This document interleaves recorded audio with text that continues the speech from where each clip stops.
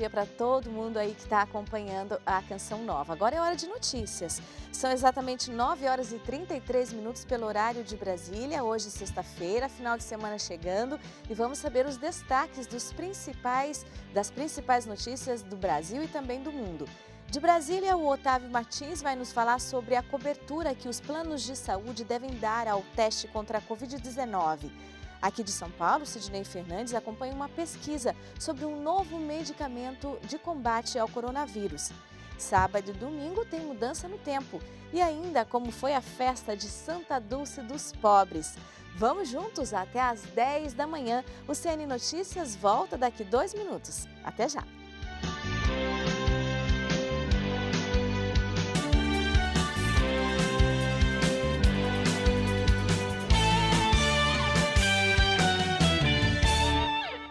Olá, estamos de volta ao Canção Nova Notícias, edição da manhã.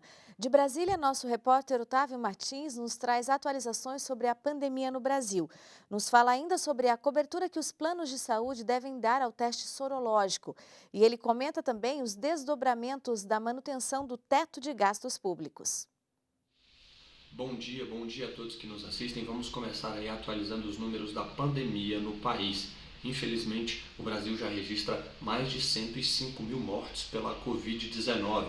Os casos confirmados também seguem aumentando e a gente já passa aí dos 3 milhões e 300 mil pessoas que contraíram o vírus. A boa notícia fica sempre por conta dos casos recuperados. O país segue em primeiro lugar no ranking mundial nesse quesito. Já são mais de 2 milhões e 200 mil casos que conseguiram aí se recuperar da Covid-19.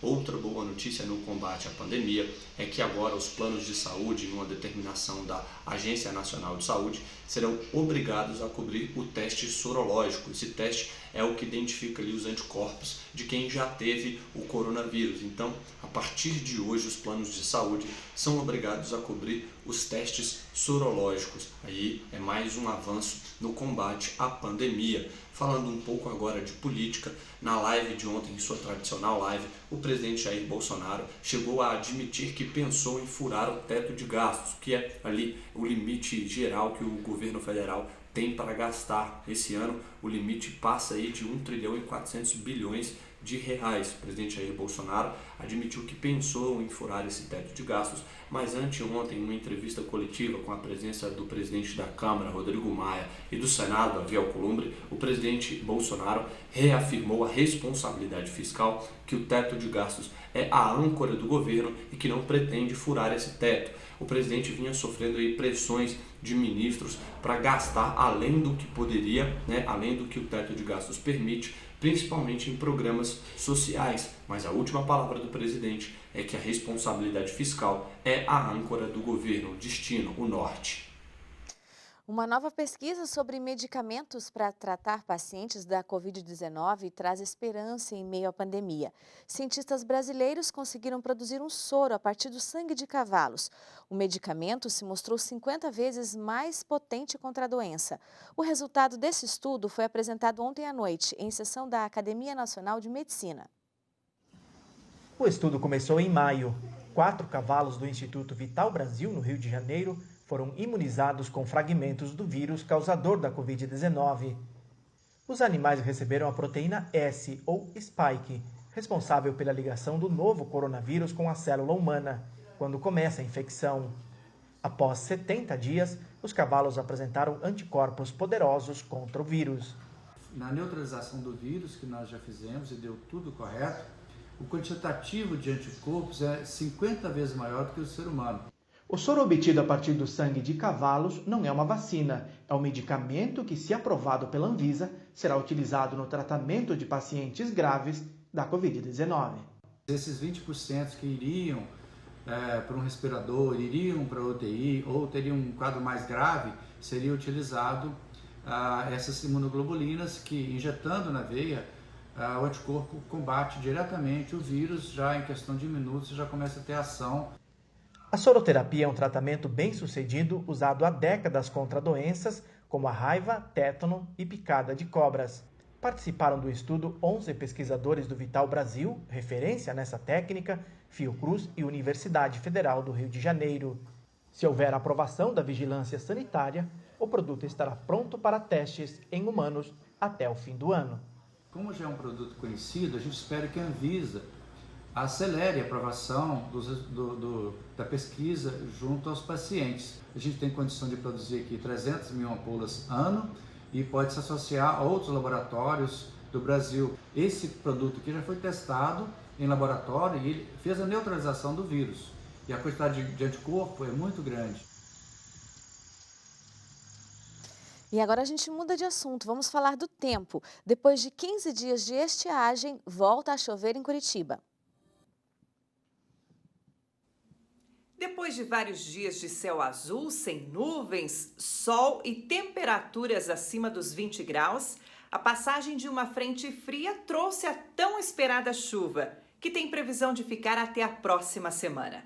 De acordo com o CIMEPAR, as chuvas ocorrem por causa do encontro da umidade com o calor, já que as manhãs continuam frias e o período da tarde mais quente.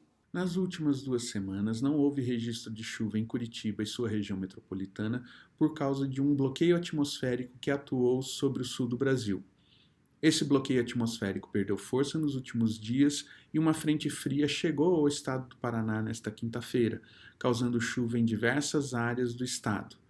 Na faixa leste, onde fica a capital, os valores de chuva acumulados giraram em torno de 10 a 20 milímetros nos principais pontos de medida. A previsão de tempo indica que para os próximos dias uma nova frente fria chega ao estado do Paraná, causando chuva em todas as regiões do estado. Na faixa leste, onde fica a capital e a região metropolitana, os valores esperados de chuva entre o sábado e a próxima segunda-feira giram em torno de 25 a 50 milímetros de precipitação acumulada. A última chuva registrada em Curitiba foi no dia 29 de julho. A falta de chuva tem comprometido os níveis dos reservatórios de água para o abastecimento público em Curitiba e região metropolitana. De Curitiba, Fabiana Sá, para o Canção Nova Notícias. E agora vamos ver como fica o tempo em todo o Brasil hoje e no final de semana.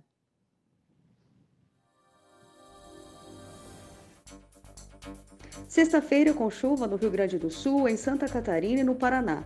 No final de semana, a previsão de chuva deve continuar. Hoje, o tempo segue seco no sudeste, mas amanhã chove rápido aqui na capital paulista. Dia ensolarado em Minas Gerais, Espírito Santo e no Rio de Janeiro. Em Mato Grosso do Sul, pancadas de chuva são intercaladas com aberturas de sol. O tempo segue muito seco nas demais áreas do centro-oeste, e essa previsão deve se repetir para o final de semana. Tempo instável com chuva também no Amazonas e no Acre. Em Roraima, Amapá e Pará, chove entre a tarde e a noite. Dia de sol para as demais áreas da região norte. E para o final de semana, a previsão deve continuar essa. E no Nordeste, o sol aparece entre nuvens na Bahia nesta sexta-feira. Chove rápido em quase todos os estados. No final de semana, a previsão de chuva no litoral nordestino. Nas demais áreas, o tempo segue firme. A seguir, nos destaques internacionais, a corrida presidencial nos Estados Unidos.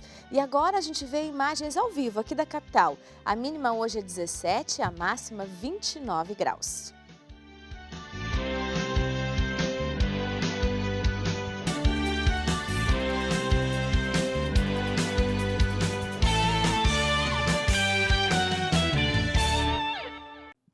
Estamos de volta, agora vamos ver notícias internacionais. O combate ao coronavírus na Argentina e a corrida eleitoral americana estão entre os destaques do noticiário internacional dessa sexta-feira.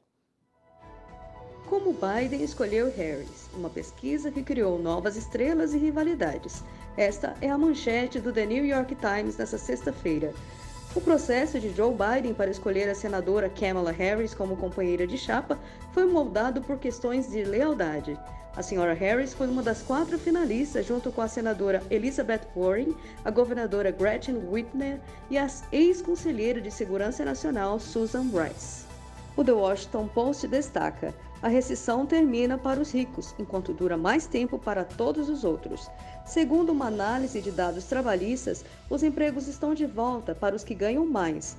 Mas menos da metade dos empregos perdidos na primavera americana voltou para aqueles que ganham menos de $20 por hora.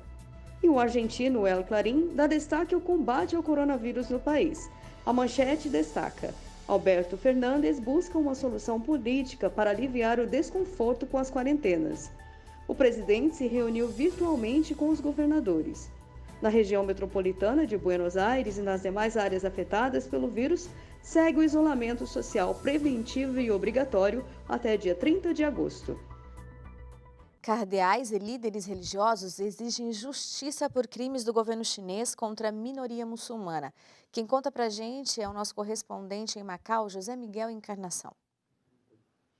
Bom dia, Brasil. Os cardeais de Yangon, a maior cidade de Myanmar, e de Jakarta, a capital da Indonésia, assinaram um documento juntamente com outros 74 líderes religiosos, acusando o governo central da República Popular da China de estar a cometer um verdadeiro holocausto na província de Xinjiang, nomeadamente contra a minoria uigur. Segundo o documento, o governo central está a proceder à detenção em massa de uigures, levando-os para campos de detenção, a que Pequim chama de campos de reeducação. Ali são levados a realizar trabalhos forçados e muitas mulheres a submeterem-se a controlos de natalidade para que não nasçam mais crianças da etnia uigur.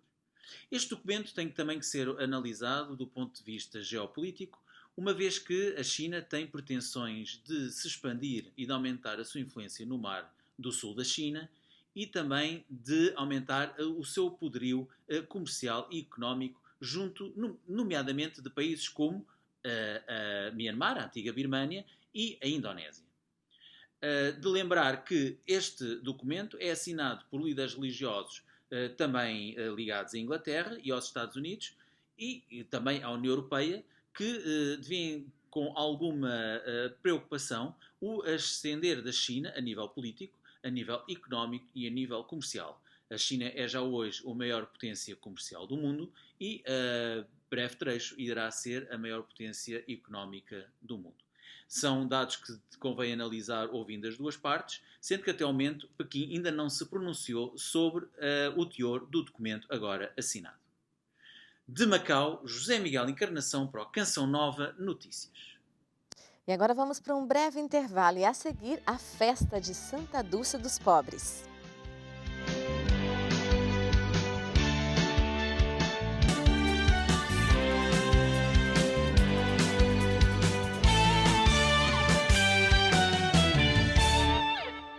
Agora a gente fala de mais um gesto de generosidade do Papa Francisco. Ele doou 100 mil euros para uma igreja em Zâmbia. Jéssica Marçal nos conta sobre esse e outros destaques do nosso site de notícias.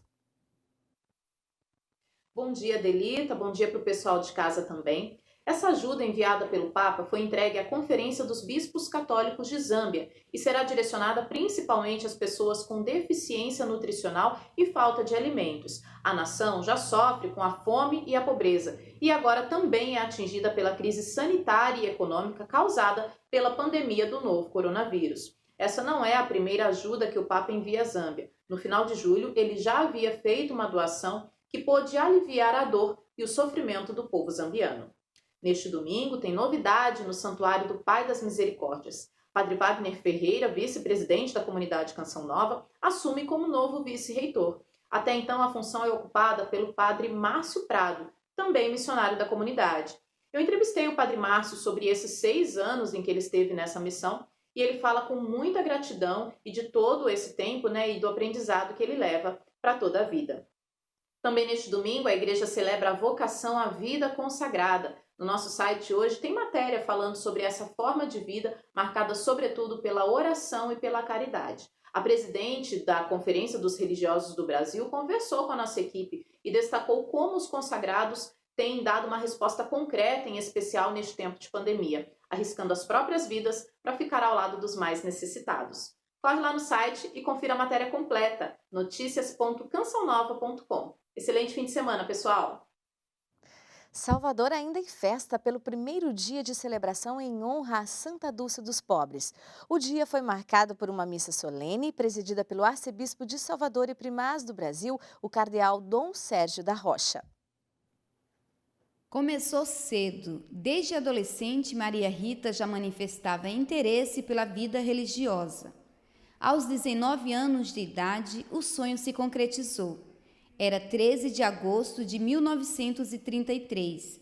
A jovem receberia o hábito e adotaria, em homenagem à mãe, o nome de Irmã Dulce. Por isso, todo dia 13 de agosto passa a ser agora, oficialmente, a data oficial da festa litúrgica de Santa Dulce dos Pobres. Uma religiosa de ímpeto inabalável que transformou um galinheiro ao lado do convento com 70 doentes em um dos maiores complexos de saúde do país, 100% SUS, capaz de efetuar milhões de procedimentos ambulatoriais por ano. São as obras sociais de Irmã Dulce. A Santa dos Pobres faleceu no dia 13 de março de 1992, aos 77 anos de idade. Foi elevada à glória dos altares pelo Papa Francisco no dia 13 de outubro de 2019, aos olhos de cerca de 50 mil pessoas presentes na Praça São Pedro, no Vaticano. Se o fato já é marcante para o povo brasileiro, imagine para os baianos. Que orgulho! A primeira santa do Brasil, uma nordestina, de Salvador. Mas a pandemia do novo coronavírus obrigou a primeira festa em homenagem a Santa Dulce dos Pobres ser transmitida exclusivamente via internet. No primeiro santuário do mundo dedicado a Santa Dulce dos Pobres, na capital baiana, em Salvador, a missa solene foi um dos pontos altos da programação. E celebrar Santa Dulce dos Pobres, pela primeira vez depois da sua canonização, com uma festa não só de Salvador. É claro que aqui na Arquidiocese São Salvador da Bahia, nós damos uma atenção toda especial, porque temos um carinho imenso, uma grande devoção. Os devotos, mesmo de casa, celebraram com alegria e fé. Infelizmente eu não posso estar no santuário, que era o meu desejo no dia de hoje, mas comemoro feliz aqui na minha casa e confiando na sua intercessão. Aprendemos com a Irmã Dulce a viver o amor nesse dia. Como ela mesma fala, tudo seria bem melhor se houvesse mais amor. Primeira festa de Santa Dulce dos Pobres, eu tenho acompanhado toda a programação do trezenário através das redes sociais das obras sociais de Irmã Dulce. Neste momento estou assistindo uma celebração diretamente lá do santuário das obras sociais de Irmã Dulce. Foram 13 dias de festa com a programação toda especial, onde o peregrino acompanhou de casa. E o destaque vai para o curta-metragem que fala de um lado não muito conhecido da Santa Baiana, a sua vida interior, seus medos, anseios e sonhos. Meu nome é Maria Rita de Souza Brito Lopes Ponte. Clara, do Antônio, Santa Cristina e a Imaculada Conceição. Sim, é verdade. Sempre que quero mexer com os pobres, eu não venho aqui e falo com Jesus. Não tem nada igual como cidadania em oração. Tu és minha vida, és a força e a razão do meu ser. A vida de Santa Dulce dos Pobres retrata uma trajetória inteira de dedicação a Deus que ainda pode ser tocada. É um filme em que o roteiro ainda continua. O Canção Nova Notícias, edição da manhã, fica por aqui. Ainda hoje, à 13h, você acompanha mais um boletim de notícias. Continue agora com a programação da TV Canção Nova. Um ótimo dia para você.